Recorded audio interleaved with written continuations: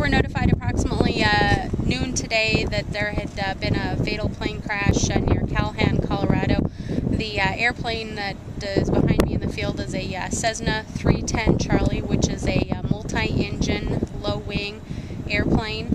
We were informed that 2 occupants were on board. Both the individuals were fatally injured.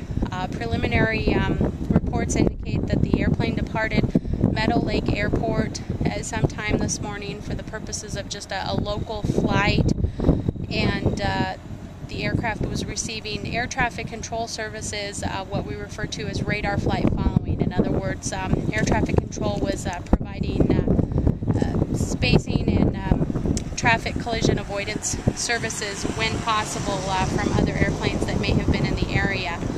They lost the airplane on radar approximately 10:29 this morning, and then the airplane was located in the field shortly thereafter. We're in the process of gathering our team to come from various parts of the country.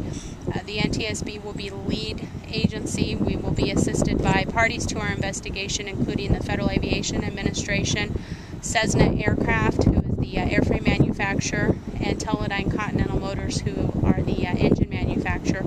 They will be arriving in the area later this evening and into tomorrow morning. So we will do as much on-scene documentation as we can this evening, as long as the weather allows and the daylight allows, and then we will continue again tomorrow morning.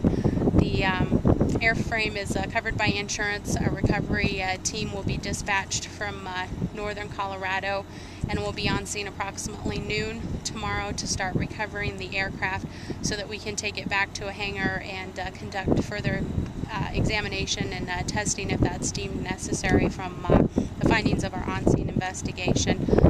An accident like this takes usually 8 to 10 months. We know that's a long period of time to understand what the most probable cause of the accident is, but we do not rush so that we don't miss anything that is pertinent or important and could potentially have an effect on other airplanes that are out there flying and out there operating.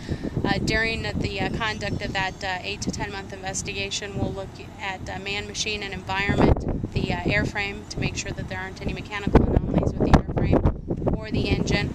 We'll look into the pilot's background, training, and experience with the airframe, and we'll look at the environment that it was operating in, the air traffic control services that were provided at the time of the accident, in addition to the weather at the time of the accident.